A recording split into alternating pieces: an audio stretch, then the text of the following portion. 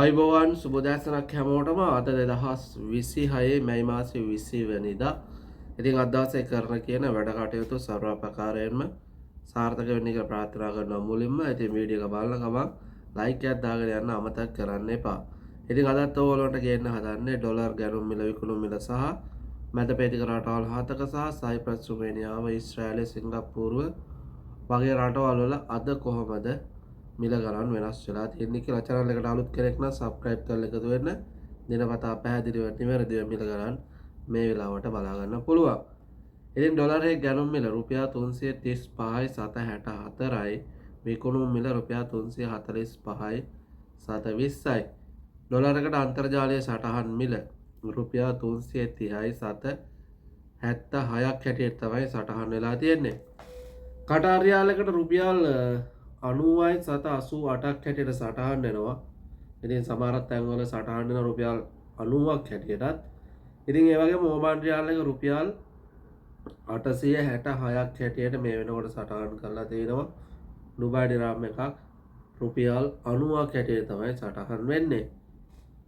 බහරයින් දිනාර එක මිල රුපියල් 891ක් හැටියට සටහන් වෙනවා. සෞදි රියාල් එකක් රුපියල් 89යි 710ක් හැටියට තමයි සටහන් වෙන්නේ. ජෝර්දාන් දිනාර එක මිල රුපියල් 466යි 760ක් හැටියට වාර්තා කරලා තියෙනවා. ඉතින් අද කුවේට් දිනාර එක මිල රුපියල් 1069යි 798ක් හැටියට සටහන් වෙනවා. ඒවා තමයි කුවේට් දිනාරයකට අන්තර්ජාලීය සටහන් මිල 1076ක් හැටියට තමයි අදත් සටහන් කරලා තියෙන්නේ. සයිප්‍රස් යුරෝ එකක් 384ක් හැටියටත් සිංගප්පූරු ඩොලර් එකක් 257යි 788ක් හැටියටත් රුමේනියානු එකක් රුපියල් 73යි 725ක් හැටියටත් සටහන් වෙනවා. මැලේසියා රින්ගිට් එක රුපියල් 83යි 714ක් හැටියට සටහන් වෙනකොට අද ඊශ්‍රායල් ශකල් එක මිල රුපියල් 113ක් හැටියට තමයි වාර්තා වෙන්නේ. ජපාන් යෙන් එක මිල රුපියල් 2ක් හැටියට තමයි සටහන් වෙන්නේ. ඉතින් ඔන්න විදිහට තමයි අද දවසේ මිල ගණන් සටහන් වෙලා තියෙන්නේ. කොහොමද ඊයේ දූවිලි කැටි ඇහිල්ලා ගෙවල් විනාශ වෙලා වාහන විනාශ වෙලානේ.